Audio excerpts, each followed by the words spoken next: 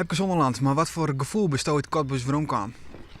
Ja, toch wel mijn euforisch gevoel, ja. Ja, dat ik hier een doel eigenlijk voor Cottbus, die in de kwalificatie met 10 in het vorm behoud houden. En omdat het zo vroeg in het seizoen is, deze wedstrijd, heb ik verkozen om alleen maar op die oefening te trainen, een makkelijke oefening.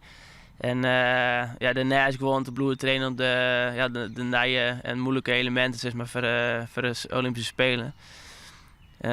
Dat was eigenlijk mijn doel en ik ben heel erg blij dat ik dat hier helle vreet.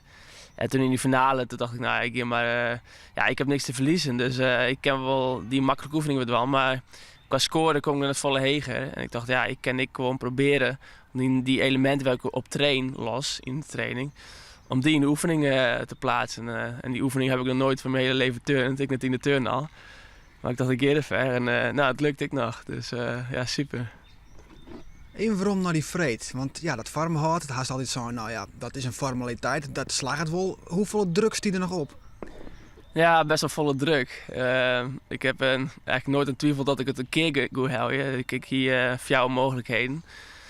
Maar goed, er is natuurlijk een discussie tussen Jeffrey en mij. En ik zeg het eigenlijk meer zo van, als het nou het lukt, dan 14,4 te scoren. En dat is een negen score, dus als het net lukt, dan zat het net heel goed uit. Dus dat is eigenlijk de druk die er eigenlijk op zit. Ik moet gewoon nou met 10 helden.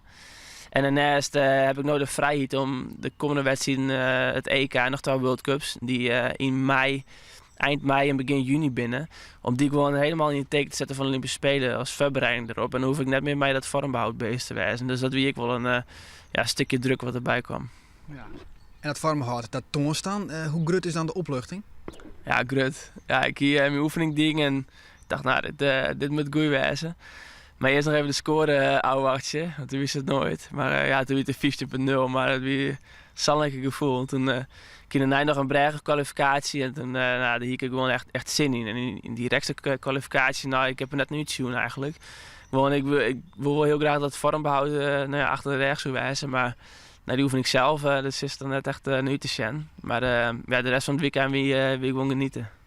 Ja, en dat uitert zich dan op snel met een gouden medaille op het rek. Ja, die oefening, de zaalstal, ik heb nog nooit traind. Hoe uniek is het dan dat het toch in één keer slaagt?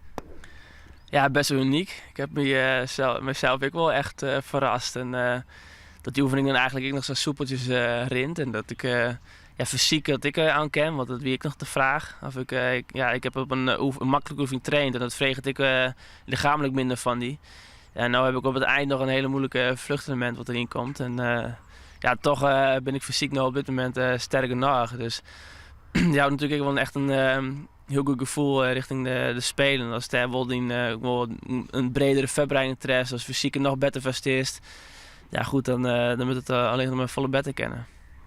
En haast helemaal ik een spreekwoordelijke tik u deelt om die concurrent Jeffrey Wammers? Ja, in principe wel. Zo het belangrijkste wie dan wel het vorm behoudt. Maar uiteindelijk werd de keuze pas in juni makken voor Jeffrey of voor mij. En de 4 wedstrijden die dus nog kwamen, die werden alle aan mij nam. En dit weer de eerste ervan. En het is gewoon fijn dat is gewoon geen twijfel meer besteed aan mijn team. Dat het gewoon heel duidelijk is wie er heen moet gaan. En dat er geen discussie meer is. En dat jou gewoon volle meer rust van mezelf. Want het turnboen, dat ging gewoon niet meer om daarheen nou. Nee, dat is niet meer kennen. Ik stond er al natuurlijk al goed vers. Hier nog voorkeur van me uitsprutsen. En de eerste van de 4 wedstrijden die komen, daar heb ik een goede statement zetten, denk ik. En ik heb goede hoop dat ik de komende 3 wedstrijden die er komen, dat ik die heel goed ga benutten. Dat besluit nog even hoe die oefening van Snijn, Westo Goud, maar helst. Is dat ik de oefening, Westo, hoe ze hem op de Spelen dwaan was, of komt er dan nog meer bij? Nee, er komt nog iets meer bij.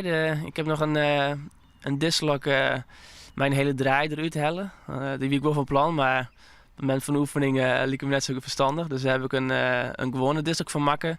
En dat levert me nog 12 tienen extra op. En de winst die ik daarna met meisjes is gewoon de uitvoering. Daar heb ik natuurlijk, omdat ik hem nog nooit heb gedaan, wist er dan ik wat minder scherp op. Maar derde binnen nog aardig wat punten te winnen. Dus voor grotendeels is dit de oefening die te goed wordt op de Olympische Spelen.